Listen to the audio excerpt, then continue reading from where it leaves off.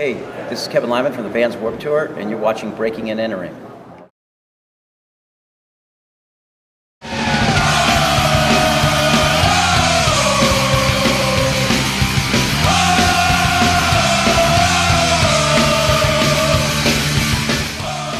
Hi, this is Noelle from Breaking and Entering. Check out our interview with Kevin Lyman as he discusses Vans and everything else.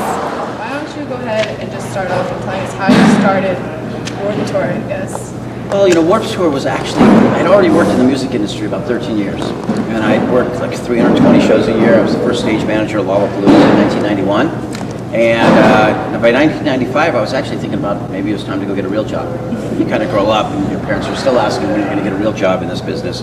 And I was growing up in Southern California where we had that skateboarding, lifestyle culture, and I'd get bands like Chili Peppers to play on top of the skate ramp, pay them $250 to be on top of the ramp playing, and Social Distortion or Jane's Addiction or things like that. And I was kind of looking at this whole lifestyle thing, they had just announced the X Games.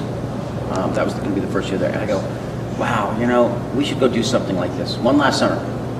Get some skater friends, get some bands, go out and do a tour together. And 21 years later, it wasn't really the Vans Warped Tour at first. It was just the Warped Tour. And I was just thinking the other night. I was thinking actually, it's funny coming here to Milwaukee and you're now teaching or mentoring people and talking about that. I go, I sure hope I'm giving them good advice and or something that'll stimulate them or encourage them in their lives. And I've been encouraged by live music.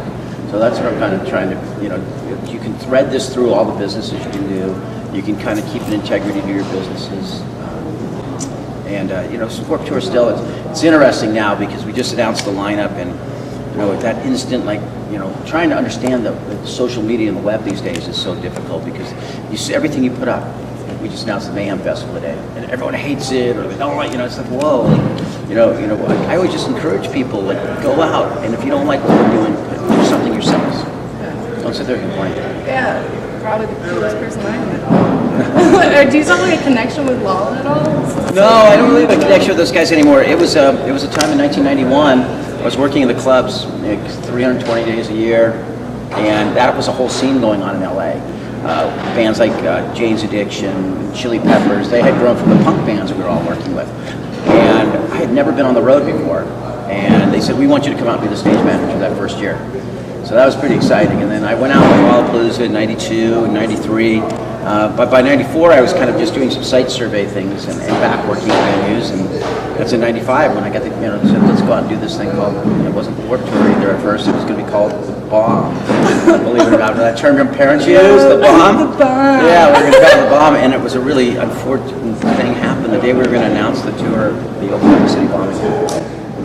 Which is really sad, but you're looking back at it, and the tour, the first year was not successful, and the bomb would have bombed. Yeah. So how did you guys come up with Warped Tour?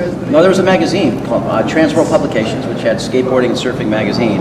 I had done all their events and produced all their events, and I told the editor of the magazine, I'll never put out a magazine if you never put out a tour. And he loaned me the name of that magazine. He had a magazine called Warp Magazine. It's a lifestyle magazine, still available in Tokyo, 400-page glossy, beautiful magazine, but it went out of business yet. Okay. I'm trying to avoid the fate of the magazine. You're doing okay now. Your lineup looks pretty good from what I peeked at yesterday. Well, I think it's, it's interesting. It's, there's passion. People are very passionate, but this audience that we, basically appeal to is like 13 to 19, and then 19 to 25 that can't afford maybe to go to Lollapalooza. Or Coachella was this last weekend in LA, and it's a fantastic festival, but how many people can really afford to go to those things? So we try to give, that's why we bring it here. We bring it to 42 cities, and we bring it around the world. We're just announcing the London show coming up here pretty quick. And we try to bring you a show that you can get home by, you can go to work the next morning. Yeah, I went when I was like 14. So you're nailing that audience because we went down there. I lived in Indiana, so we went down to Indianapolis in the morning, and then we left at like 12 o'clock at night to sleep forever. But yeah, you guys are hitting that audience well. How did you end up expanding into all these different countries now? Well, we actually expanded pretty quickly. Back in 96, we went overseas. And 97, we camped across Australia. We out like bands. It was Pennywise and Blink and the Vandals and 311 and the Mighty Boss Tones. We were all camping across Australia, doing shows in surf places. I just wanted to go to Australia I convinced everyone to go sleep in tents. I mean, I don't know why they followed me there, but we did this, and then I took a big break from it, and then met a guy, Mark Walker from London, who was a big fan of Warped Tour, and he's now working for a promoter, and he came to me, and we've resurrected it, doing it in a few different places now. So you've made like pretty great connections, though, that you're able to just go kind of wherever you want to go. If you think of a city that you're like, oh, this is up and coming, I could take my tour. Yeah, but then sometimes you got to realize it's cheaper just to go on vacation there than bring I used to go around Europe, and I'd bring like 150 people around Europe, and I'd work all summer and lose all my money I made on the Warped Tour US and Europe, but I'd be hanging out with my friends in awesome places like surfing in Portugal and all those kind of fun places. Where'd you go in Portugal? We were down in Lisbon. We did a show down there. Yeah, it was great. That's smart. It's a good way to go. Lisbon's pretty cheap too, so. Yeah, it was fun. So, what's your favorite place you've been with the tour then? Oh, other than Milwaukee. Well, you know what? Milwaukee's always a fun day here. Yeah. We've done things with Harley Davidson. Having that in this town, they've done Harley rides where all the guys who have motorcycle licenses got taken over to the plant and rode motorcycles to the Warped Tour. Except they made the wrong turn and they drove right into the middle of the grounds with all the kids running around. It was like 90 motorcycles rolling in. I'll never forget that. I just well, no, oh my gosh. I mean, I love that the warehouse district is coming back and great restaurants, and I can go ride my bike around a little bit, and riding down along the water there, go fishing off the side of the rocks. I make up Milwaukee's, but I also realize that if you start to look forward just your favorite place, it goes too fast. You have to look at every day. I try to find something good about every day when I'm on the road, and probably as I'm getting maybe to that point in life where I'm not going to be doing this forever, probably. I'm doing a lot of different things now with a brewery and a toothbrush company I just got involved with, a bamboo sustainable brand toothbrush company, launching some one-day festivals again. Got a bunch of stuff going on. So I don't know how much longer, and all this teaching stuff I'm doing.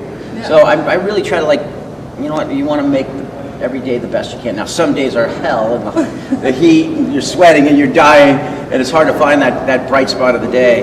But if you really look for it, I've been lucky. I've got to do some pretty cool stuff. Yeah, your life is far cooler than mine is so far. All right, so I've got a good one. All right, so your first tour was only like a handful of bands. It was about like 20, right? Yeah, like 13 actually. Oh, it's 13. I counted like 17. 17 maybe. Some little bands, or maybe they just played 1 or 2 shows. Yeah, 13, 14 so how have you made all these connections and ways that you've gotten to reach out to these bands? You've worked with people like Perry Farrell.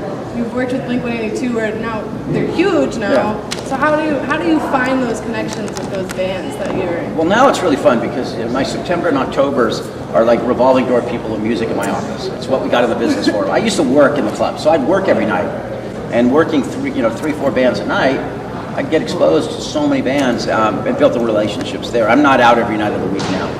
I'm not out seeing bands every night of the week. I've got family and stuff, so I'm home, but. Now it's pretty much everyone wants me to hear their band, check them out, and so I don't know. Just on the plane right here, I probably got 6 or 7 people sending me music to check out. Yeah. So what advice would you give to like a small band that was trying to reach out to you? Because you've done it. You did it with Echo Smith. Like they reached out to you somehow. They're opening in the day, and now they're playing at Firefly. Yeah, I know. Echo Smith walked in with their guitars into my office. They showed up with their acoustic guitars and played me a couple songs. And you're just like, you're good. I go, yeah, you are good. You're maybe 14, but you got it. 14, yeah, you're gonna be really, really something when you. I just, when 14, you saw the raw talent there, and you knew it was gonna come out. And I think she's 16 or 17 now. Just 17 now. And I said, by the time she's 18, it's gonna be a superstar, and it's accelerating. I mean, we were all questioning, they're stars. She's a star. I mean, Katy Perry was a star. Yeah. So what advice would you give to a band that's trying to do what they're doing? Now, obviously, not everyone's going to be able to walk in your office. Like a small Milwaukee band could not fly all the way out to you're welcome to, I'm approachable. I like things on SoundCloud. The best thing to do is start getting an organic feeling to you guys playing. It's like, I'll know if this is contrived. If I open up my Twitter and I've got 12 people asking for the same band, I know that all 12 of your fans ask me at once. Spread it out, email me, be persistent, not a pest. We'll talk about that tonight. That's what it's like how to kind of break in the business. It's a hard thing to do now. Everyone's making music, it feels like. Oh, there's so much good music. Yeah. I mean, the level of music is, and that's the crazy thing. I'll be sitting there and I'll be like, oh no, You're 14, aren't you? No, we're 13. Oh God, you know, the talent level is so high now because kids have accessibility to so much music. They're learning instruments in a different way. It's like if you used to take guitar lessons, it was usually you'd be giving me guitar lessons, and I learned kind of basically your playing. Now kids are watching tutorials online, and they're getting influences from all over the place, and everyone's life is on shuffle, you know, they got their mobile devices on shuffle, and then all of a sudden I'm like watching a band and there's like 27 influences in the one band, which almost could be too much. But you can really meld them if you know how to start writing songs and constructing proper songs. The influences are pretty amazing. That's crazy. So when you have all like types of music coming into your office, what is it like trying to pick out that lineup? Because you get, like you said earlier, you get that social media and people are like disappointed because so-and-so's not on there, but like, you probably have a crazy ton of music coming into your office. Yeah, I want it to be eclectic. Yeah. I want the lineup to be a mix of stuff. I believe that if you have too much of one sounding thing, it all kind of sounds the same. You know, you can't really see the nuances in the music. But if you really make it as diverse as possible, and that 1995 Warped Tour lineup was very diverse. When you had L7, Sublime, you know, No Use for a Name, Seaweed. That would be like that was too eclectic back then because kids were either into punk or they were into ska. Now kids are there. People are into everything. And you can make it as diverse. Now, Warped Tour is not for the 10%, I see. Warped Tour is not for the 10% of the hardest core punk person, hardest core metal person, hardest core indie. It's really not for you. Like, you know, if you only want to do things, but if you're kind of the other 90%, kind of have an open mind to different kinds of music, it's a pretty fun day. I mean, you're going to walk out of there. There's so many good bands this year. These bands that no one knows, and we're working on building the Karma Killers and Night Riots and Moose Blood and all these bands right now. I know pretty good track record that in about 2-3 years, people are going to go, wait, all those bands are on Warped Tour? As they're like playing on the Coachellas or Bonnaroo's or selling out Turner Hall. It's great. Everyone just keeps growing. Okay, so I have some weird questions from you. Okay. I went on Facebook and I asked my friends what they would ask a person of your altitude. They're really weird, have nothing to do with the other questions I asked you. But my friends want to know what was working with Fall Out Boy like. I gotta say, Fall Out Boy is great, and Pete Wentz is the utter gentleman. And I guess again, Pete Wentz story. We went up to Scranton, Pennsylvania this year. My daughter, we were in Philadelphia, wanted to go up to the Paramore Fall Out Boy show, and I have a huge amount of love Fall Out Boy, and we remain close. They kind of started on that tour. So during that tour, I was working hard. They were working hard. But we were all hanging out up in Scranton with Haley, and Gabe was there from Cobra Starship, and we were all backstage. And when you go to Scranton, there's not a million guests or someone. So everyone was talking, and my wife, like, we still joke it. She goes, I was really kind of, Pete Wentz talked to me about his kids for like 45 minutes backstage, and she's going, like, she was all like, it was really like, it was great. They're grounded. Yeah, absolutely. I think, they were smart enough when they had to separate, when they broke up for a while, but they came back at the right time. Melodic music was the counter to EDM in colleges, so there was a lot of kids in school that wanted to sing along instead of dance. And they're just going to keep growing and writing great songs. They're great songwriters. But it was just really like this awkward moment of Graham's going, I don't know what else to say to Pete Wentz. It was great. He was really sweet. Yeah. My daughter, my Sabrine, my younger one, just gives her a hard time about their awkward moment back there. Oh, see, my names that I hang out with are not that cool. So I'm kind of like, my friend also wanted to know, this one's silly, is Hayley Williams as perfect as she seems? I didn't ask these questions. The fans wanted to know. I think I did see Hayley have a pimple one time. So if So she has normal skin? She has normal skin. I think she battles skin just like yours. Oh, okay. Another one that just, she showed up the first time and played. I was on my other tour, Taste of Chaos, which was one of my other projects, and they wanted me to see her, and she showed up with an acoustic guitar and played on a side stage right before Killswitch Engage. And I saw that, and I just go, oh, no, in. Totally back, totally, yeah. She still have orange hair at the time? No, I don't think. She had neutral hair. I don't think you had dyed it yet, Haley. I think it was pretty that's straight. Crazy. I don't think you were allowed to dye it. I think you were like 14. Oh, that makes sense. Okay, and then my last one's a little bit more normal. So are there any bands that you have on your lineup or any people that you listen to that we should be looking out for that you're just like obsessing over? I think I just said, I think Night Riots is this band. They're not brand new, but they really, their sounds got Moose Blood. It's going to be amazing. And this band Karma Killers, you know. I was a little upset the other day. I wanted to watch their video and it wasn't on our web. I'm like, there was a mistake in my office. I'm like, get that video up. They're going to have a great big summer songs. From what I've heard, and they've got great big summer songs. I like to see the progression of bands. Paris, they're going to be stars. I think this will be their breakout summer. You have such cool names. Oh, I can't do any of that. But where do you see, back to the festival, where do you see the tour expanding in the next 5 years? Is there like a goal, or are you trying to like pass the torch on? I don't know where it's, you know, it's hard to put a tour out of this size. The economics are tough and difficult to figure out.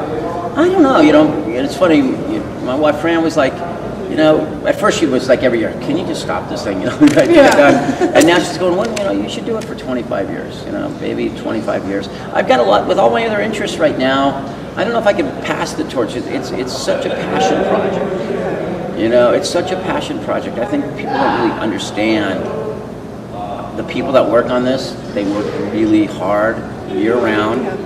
They could all get paid a lot more. I could make more money doing other work for other people.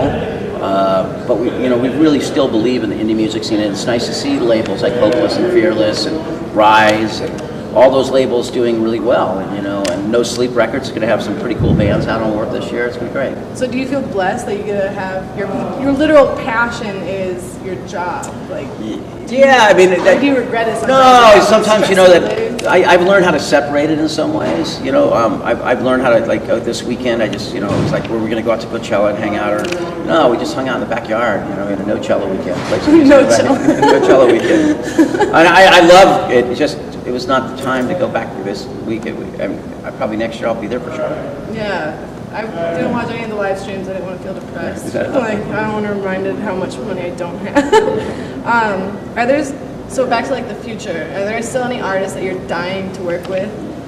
Or work with again, as you've worked with Jane's Addiction? You can't not want to work with Jane's No, I'm doing a show. I am doing a show that I can't tell you who's on it. Oh, no! But I'm doing 2 shows. We're doing 2 weekends in October, because I believe these one-day festivals are the way now. Yeah, one-day festivals for like 25 to 29-years-olds, because they can't afford to go for the whole weekend. Yeah. They have jobs, they don't have the money, they don't have the time. So we're doing a Taste of Chaos reunion show in California. And they're going to be in California because it's near our house. Yeah. But a lot of bands, if you look at who played in that era, that whole post-emo area, you know, that kind of world, an emo world. And we're doing a day. And then the following weekend, I'm doing a festival called It's Not Dead Festival. And go back to that 95 to 99 Warped Tour lineups. And it's going to be big. It's going to be fun. We're building the old skate ramp. Oh, nice. The old Warped Tour Vans ramps coming out. And all those bands from that era. This is going to be a once-in-a-lifetime lineup. Oh, good thing I'm moving to California in September. Are you? Yeah, I am. Nice. It's impulsively, but it'll be cool. This isn't about me, it's about you. No, that's all right. That's great. So my final question I have, what is the crummiest job that you've had to work with to get to this point in your life? The crummiest job? Yeah, the absolute worst. But maybe it had to do with getting to where you are today, you know? Maybe it was there was a moment in time where I actually merged my company with some other people, and I've always been independent. I worked on my own, and there was a moment where I had to do a tour based on being part of a company, and it was miserable. It was horrible. It was called Pledge of Allegiance. It was the worst thing I've ever. It was Slipknot, System of a Down, Rammstein. Puddle of Mud. Would have loved that. It could have been an amazing thing, but the people I worked with on that thing were the most dysfunctional group of people I'd ever sat in a room with, and they all were in it for themselves, and they were all liars, and I was in the middle of it trying to sort through it and get the tour down the road. You know, and the bands had no idea what was going on behind Just the people back. working behind the scenes. Yeah. Oh, okay. Yeah. So, but now you work with bands. How is it working with that brand compared to? I mean, Steve Van Doren's awesome. You know, Steve is awesome. He's why I'm still with bands, or from '96 when they got involved. He's one of my favorite people in the world, and he believes in his brand as much as I believe in my brand, and we learned how to work well together. That's awesome. So, what advice would you get with give someone if you're trying to merge a brand like that? Find a brand that makes sense to your property. You know, one that was natural. I mean, 5 and 96, that was pretty hardcore having corporate sponsorship. So when kids, when you say I sold out, like people go, you sold out in 2004. No, 95, guys. Let's get it correct, you know. I worked in punk rock, and yes, I got some corporate money to help us get down the road and put out these festivals, and I still do to this day. So, you know, please get your dates right. Yeah. Tell me I sold out. Yeah, if you're gonna say I sold out. No, you know what's selling out. You know, I wouldn't if I make a nice living, but I don't take advantage of the scene. I'm allowed to work in it. I'm allowed to work in the metal scene. I've never taken advantage of the scene, and then my punk rock world would never let me. Those bands, Bad Religion, No Effect, Pennywise, would have never stuck with me if I had. Yeah. And you know, to be able to call a lot of these guys and say, hey, let's get together in October and do something, and then they know they can make more money doing their own shows. But I said, let's all get together one last time and just blow the roof off the kids, just in your face. It's gonna be such a great day.